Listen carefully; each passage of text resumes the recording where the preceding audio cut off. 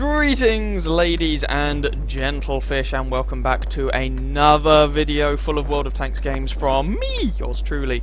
Now you may be able to cast your minds back a little while when I put up a video just featuring games where, and we've all had games like this, it doesn't matter what you do, it's all gonna go hideously wrong.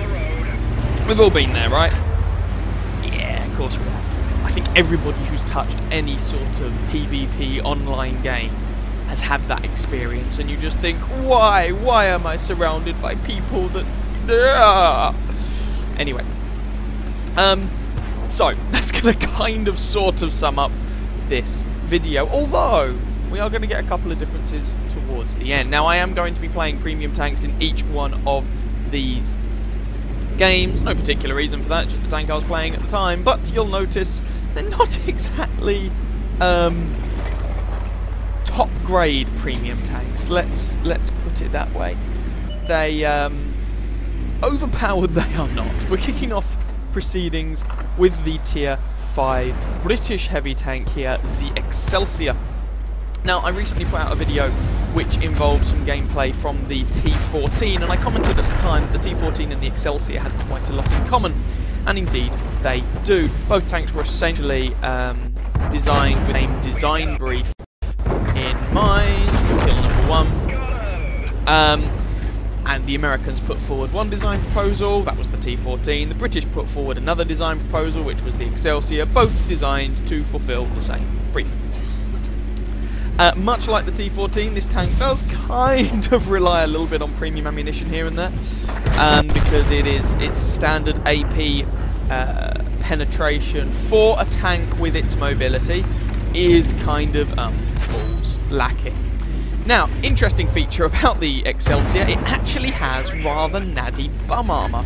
Sides not so much, but the front and the back side are relatively heavily armoured, and that's a feature that the second tank I'm going to show you shares with it, actually.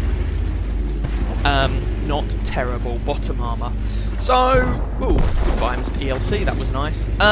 If you have a look at our team distribution, let's say, the scoreline's 2-5, by the way, we've already lost a whole bunch of tanks. It is not exactly optimal. I decided to try and focus down those targets that I think I can, you know, do something to. Hello, Mr. Matilda.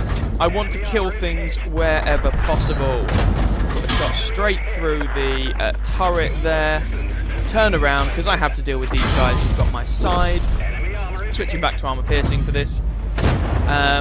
Because if I would just stand there and let the Matilda and the Churchill 3, you know, engage those while I let these fellas just shoot me in the side, that would suck.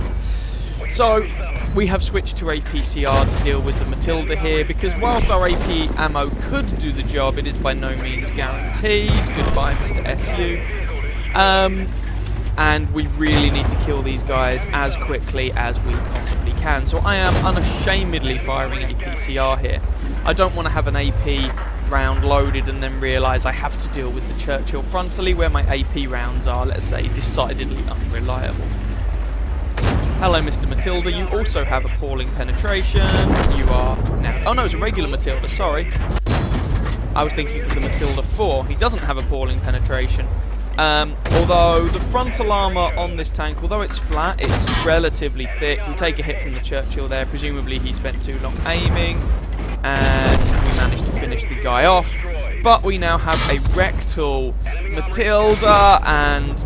yeah, what I probably should have done there, instead of going side on, I should have just angled my backside as much as I could to try and bounce those shots. Going side, I mean, trying to turn around there led to me going side on in front of a Matilda and an SU-85B. So I did actually make a mistake there. Perfectly willing to admit that. Though I would say in the grand scheme of things, you know, still managed to do fairly well given the situation. I mean, you can see the corpses surrounding me. Killed 4 of the enemy team, so that's pretty good. And we're actually 2 tanks up. Okay, 1 tank up, so this is looking fairly decent. Well, yes, and then again, no. Let's actually have a look at what tanks are left on our team. We have got artillery. Okay, cool. we have got 3 tank destroyers, Hetzer, Su-76 GFT and an Su-85B. None of whom are really likely to be spotting. Remember, this is a tier 5 match. You can't expect too much from the players you find on your team.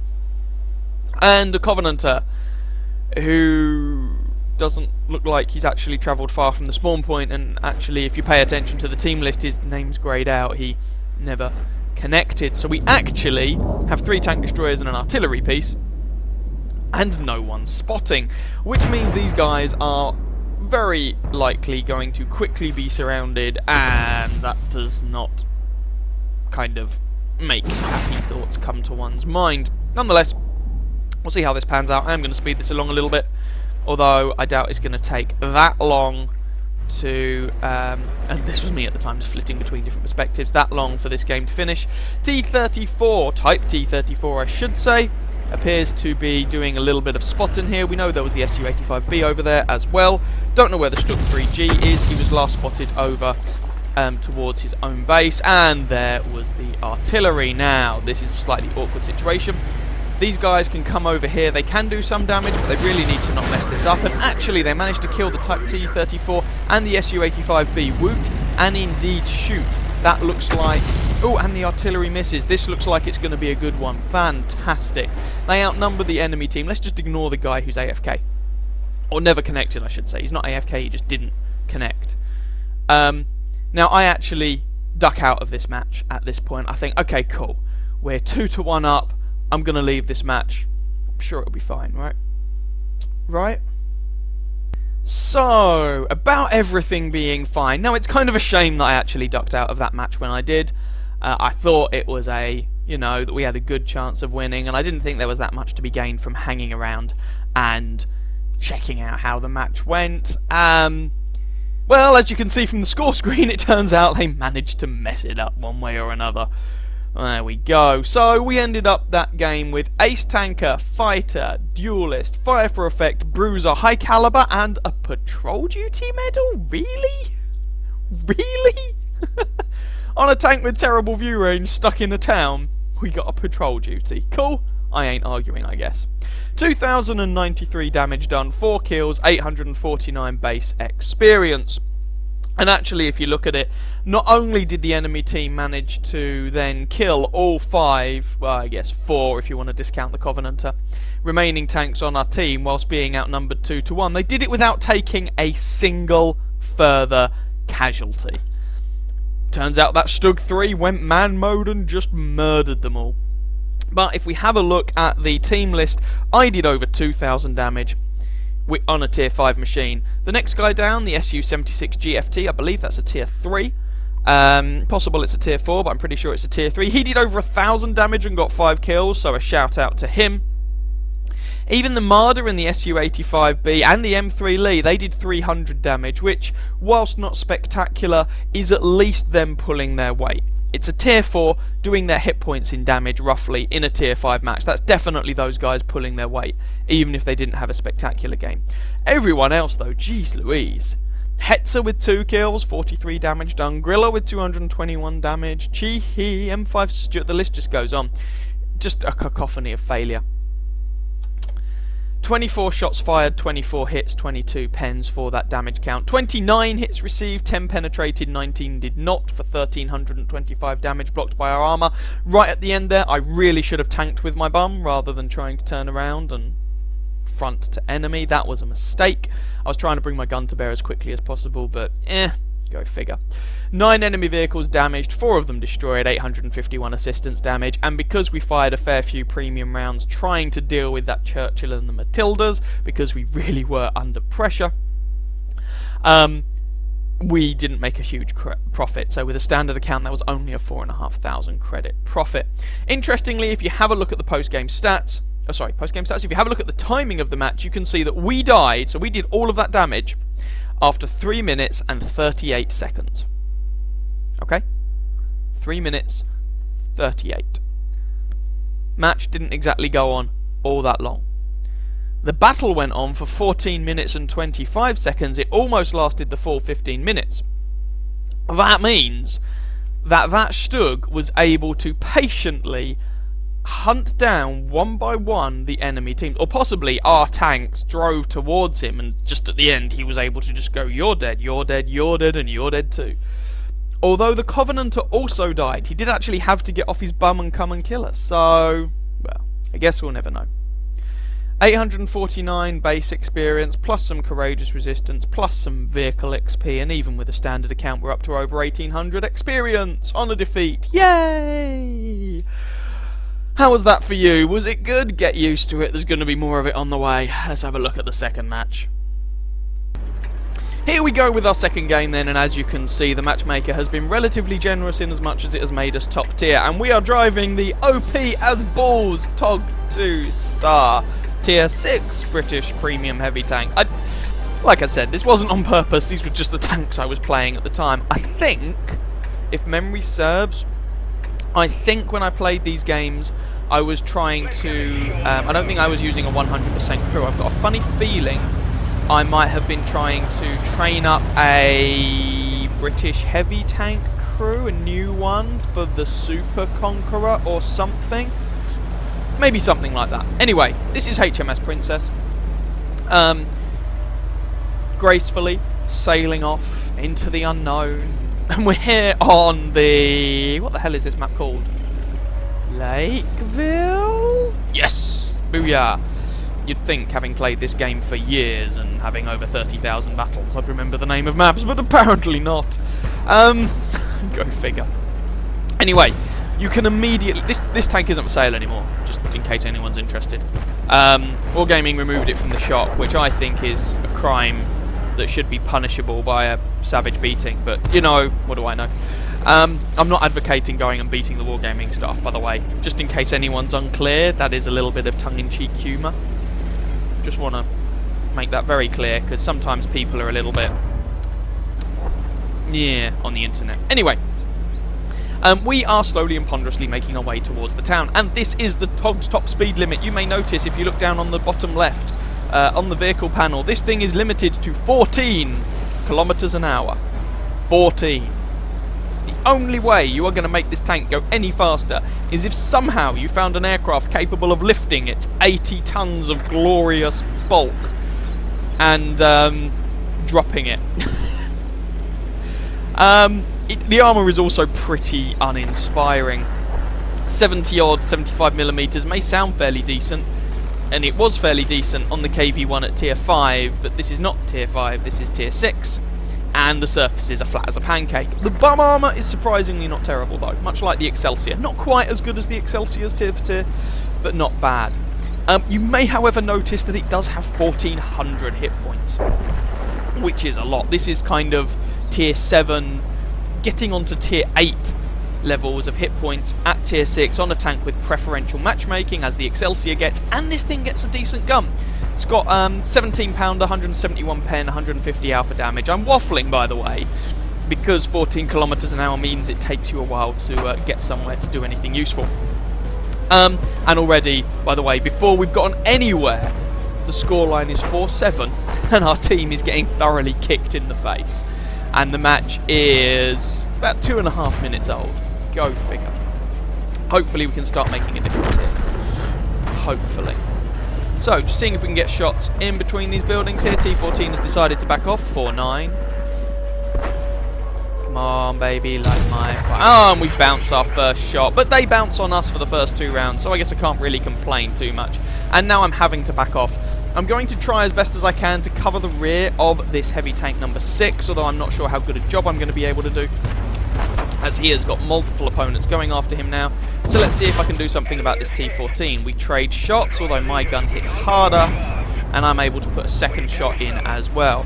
Pulling back, it looks like the MAA1 is trying to be a bit of a sneaky swine, puts a shot into me, but we pick up kill number 1. Scoreline is 6-10 at this point. T14 is a one shot. If I have to take a shot from him to kill him, I will. He actually flubs his shot, and he becomes kill number 2, but unfortunately, heavy tank number 6, that Japanese Tiger, has gone down. Hello, Mr. VK. That shot bounces, which is a bit unfortunate.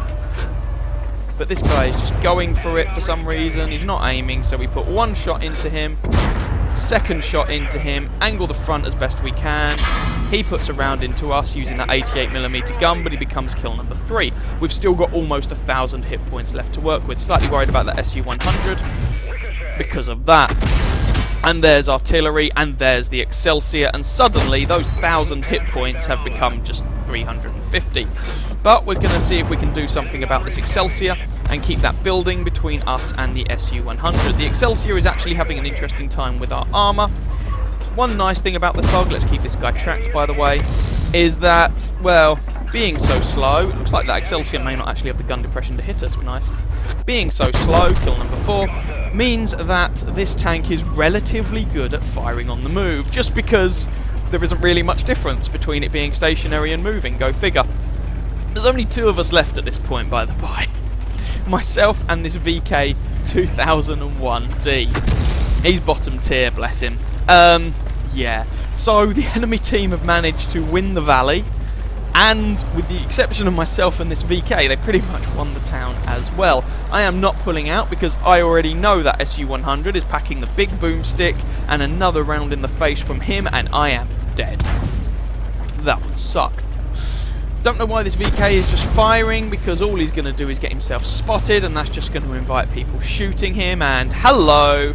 My spidey sense was kind of going off at this point. We hadn't seen anyone for a while, and we'd already noticed that the enemy team had pushed through the valley, so there goes that SU-76. Nice to have a spidey sense, very nice indeed.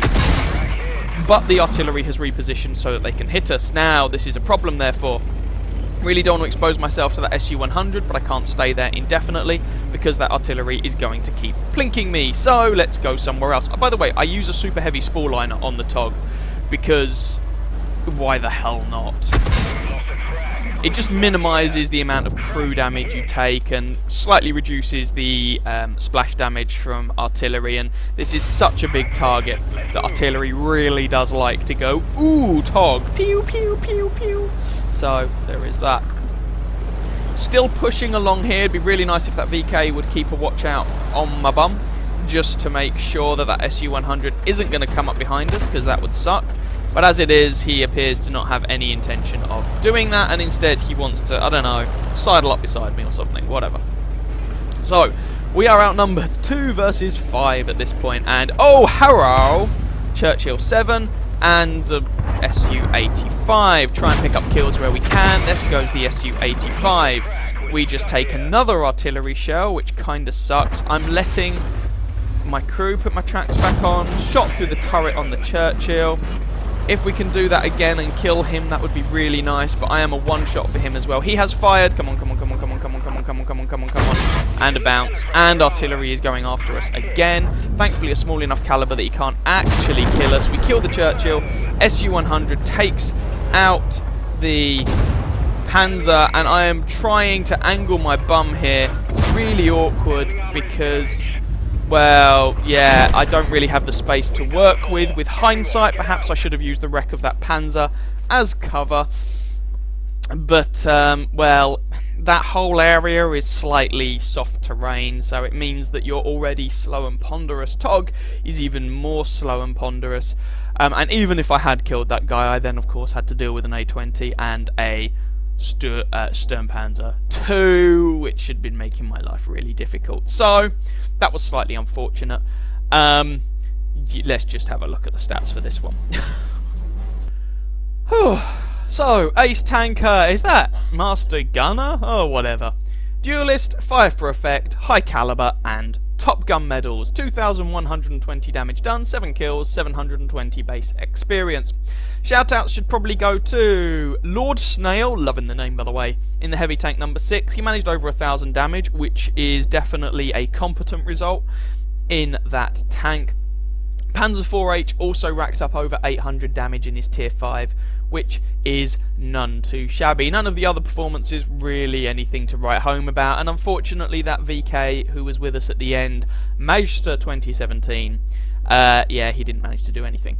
But I don't want to be too harsh on him. You have to bear in mind, low tiers, people may well not have very much experience, c'est la vie. It's not as if anyone in particular on the enemy team really carried that match hard, it's just across the team they on average did better than we did. We had a couple of players, myself and the Lord Snail in particular, who had better games than they did, but just overall they did better than us. That SU-100 who killed us in the end, in fact actually the only damage it looks like he did all game was to me and that VK-2001D.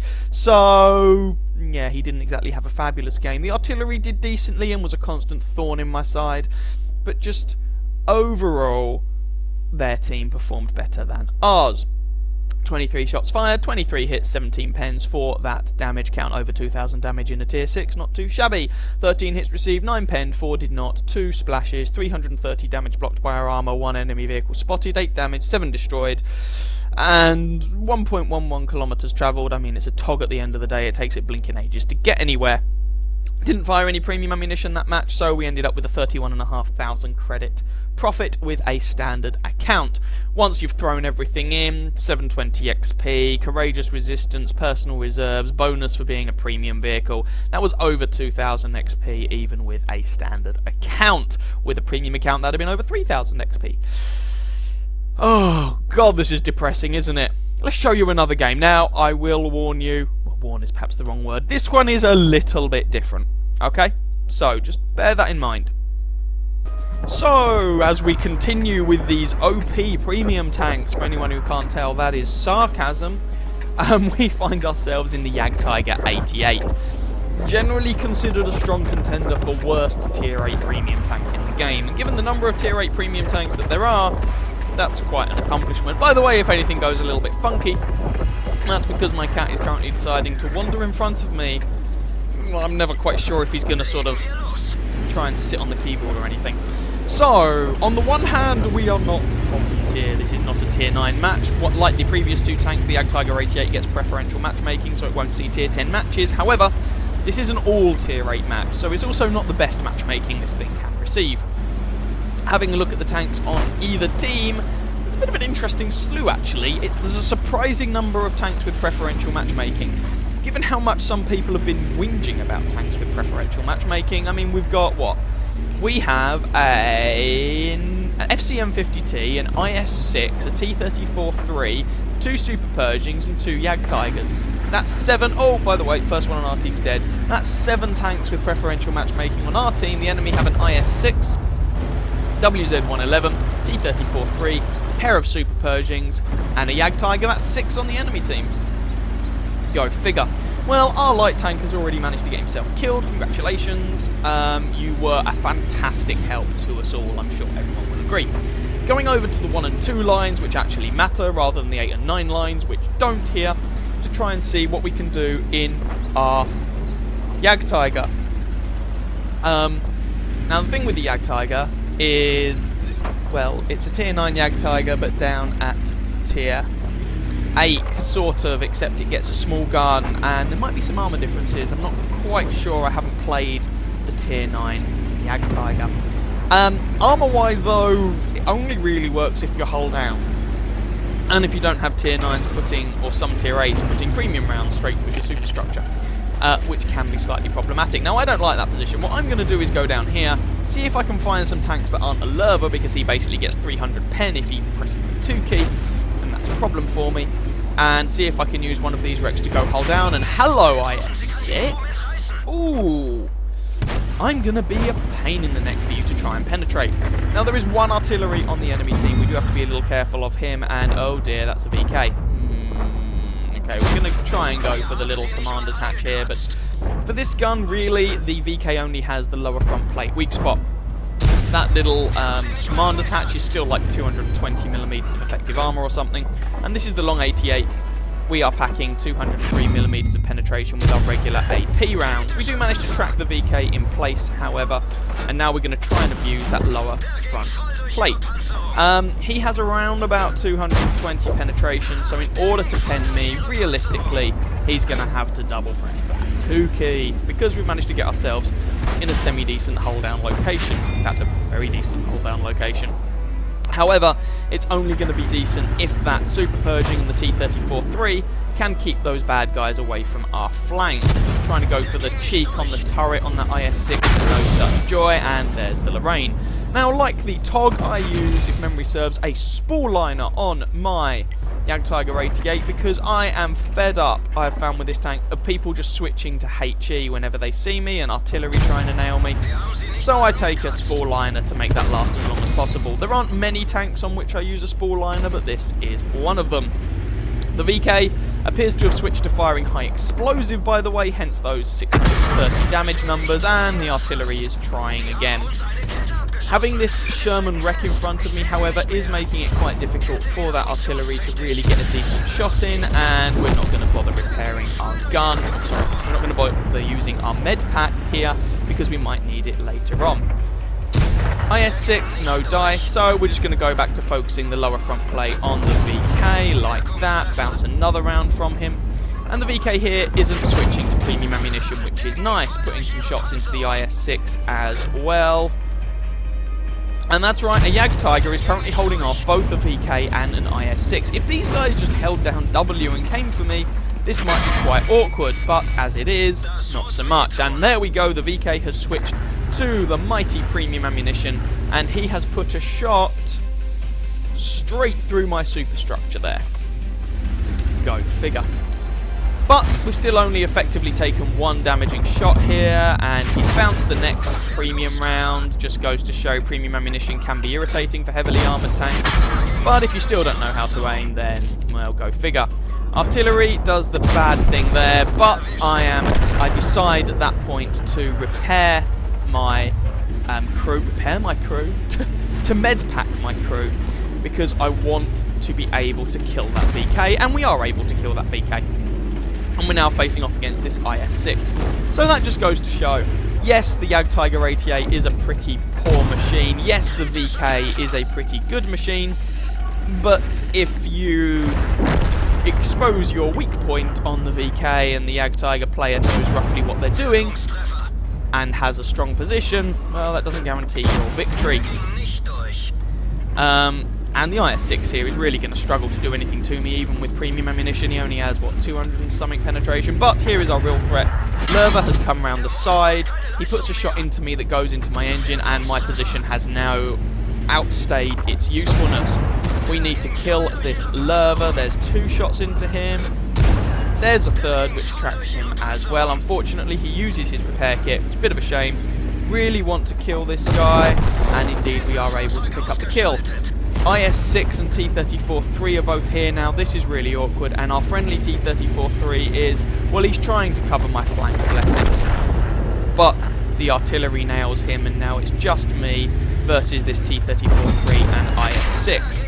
I'm rushing the IS-6 down. I'm pretty much guaranteed to die here. I'm just trying to do as much damage as I possibly can before I do. And as it is, for some reason, the T-34-3 actually goes for the ram kill on me, which does, like, okay, it kills me, but, well, he takes quite a lot of damage himself there. Go figure. I think he killed me with a ram anyway. Yeah, I did him 357 damage, and he finished me off with a ram kill for 6 hit points. Now, here's the thing. So our team have successfully pushed down the 8 line, which is basically a corridor down towards the enemy base. The thing is that it doesn't give you any options. Even having won that, in order to defend our base, which is the position they're now in, they still have to pull back. If you win the 1 and 2 lines, there are positions up at sort of B3, C3, for example, that you can use to defend your base with.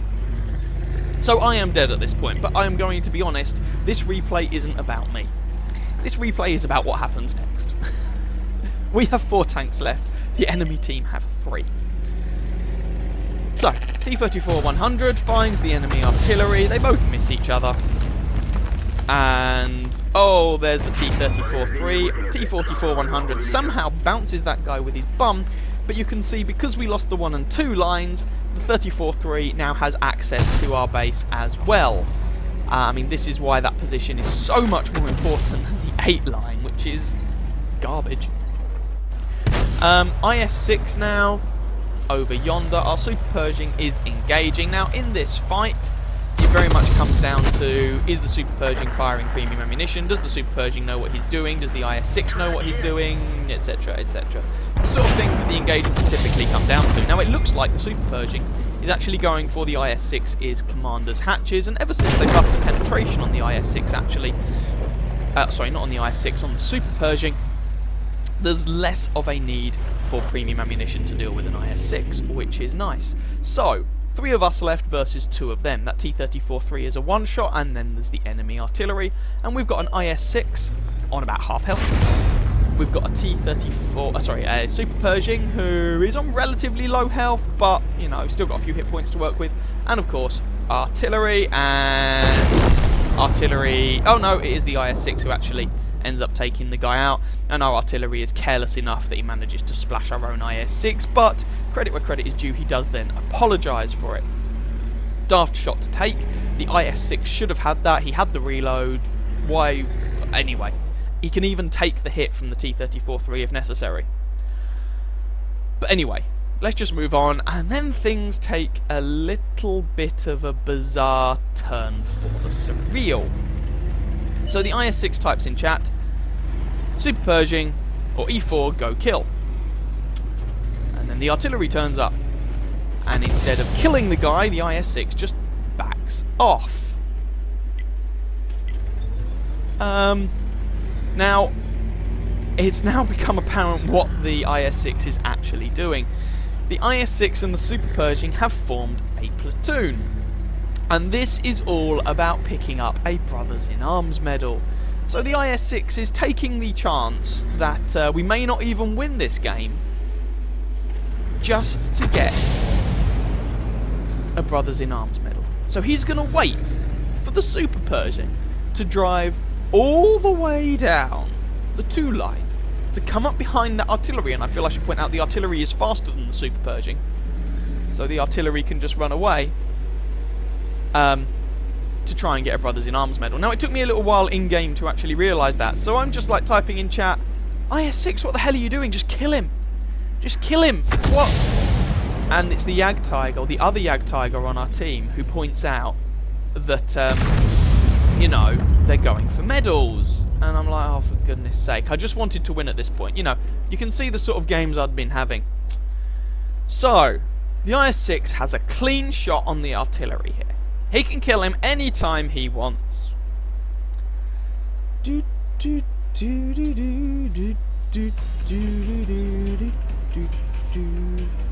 anyone got any cards? This might take a while. Artillery's trying, bless him. He's in artillery. He's not exactly in the most accurate tank in the world. I think the artillery driver may not even still be there. He might have gone, well, I'm dead, and gone to get himself a cup. I can't really say I blame him at this point. You know, I mean, well, anything. The artillery's even okay. Now the artillery's missing quite a lot. I don't. Okay, so right, come on. Put the cards away. Come on, we're getting there. We're getting there. The Super Pershing has finally made it down. He's in the same grid square. Come on, Super Pershing. You can do this. You can do this. He's going to go for it. He's going to go for the cliff dive. He's gone for the cliff dive. He's missed the guy. And now he's underwater, so his gun won't even fire. He then takes the shot at point blank range, misses, tries to ram the artillery to death at close range with the Super Pershing underwater. The Super Pershing drowns. Then the IS-6 finally takes the kill just before the artillery lands the shot. And you're left wondering, what the hell did I just watch? Now, the Super Pershing says, sorry, ping. So he's having a bad frame rate. Alright, sure, fine.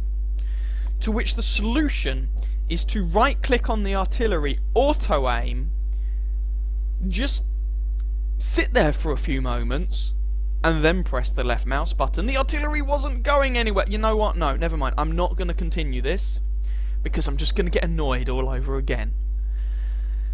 And then you wonder how you struggle to win any game of World of Tanks. Although we did just win this one. So, let's go and have a look at the post-game stats. So, in the end, that was enough for Fire for Effect, Duelist Bruiser, and my Jagdtiger Ace Tanker. Hurrah! 3,528 damage done, 2 kills, 1,283 base experience. And if we just have a look at how the other people on our team did, we have got that glorious IS-6. Wonderful fellow. Over 2,000 damage, 4 kills, 1,159 base XP. He actually had a decent game, even if at the end he endangered it for the sake of a stupid Brothers in Arms medal. Our artillery, 2,500 damage. I've actually highlighted the wrong Super Pershing here because I'm a genius. Magsas 11, the guy who was having ping problems and who was trying to get the Brothers in Arms medal with the IS-6, 1,706 damage, 2 kills. You know, the team didn't do hideously badly in terms of damage when you look at the numbers, but most of them did go to terrible places on the map. 25 shots fired, 24 hits, 14 penetrations, 3,500 damage done, all of it from pretty close range. 2 hits received from splash damage, 19 hits received overall, 5 penetrations, 14 non-penetrations, 4,930 damage blocked by our armour. Because we were against an IS-6, low penetration, and a VK who most of the time didn't fire a PCR, which is nice. And we were hull down. Now that's not actually, I really shouldn't use this game as a kind of guide as to how the Jagdtiger generally fares. Most games you'll have in the Jagdtiger are going to be pretty terrible. It is not a good tank. But that game did go fairly well. My record for damage blocked by armour in the Jagdtiger 88 is actually almost 10,000. I had one game where I got like 9,700 or something. It wasn't a particularly interesting game. I just sat hull down behind a wreck whilst the enemy team bounced off my superstructure and then switched to HE and nickel and dimed me to death. I did die in the end, so no steel wall for me. Almost 10,000 damage blocked by Jagdtiger 88, but no steel wall. Go figure. Anyway, 4 enemy vehicles damaged, 2 of them destroyed, 95 assistance damage, 1.11 kilometers travelled, again. And even with the standard account, with personal reserves going, that was 92,000 credit profit. Didn't fire any premium ammunition or anything like that. With a premium account, sorry, that would have been basically 146,000 credit profit, which is nice. 4,000 XP, basically. I'm rounding. With a standard account, that would have been about 6,000 XP with a premium account, which was very nice indeed. So, there we go. I hope you guys enjoyed those games, possibly found various moments a little depressing, but you know, such is life. If you did enjoy them, by all means feel free to catch some of my other videos and or subscribe to my channel, and as ever, I wish you very happy hunting on that battlefield. Ciao ciao.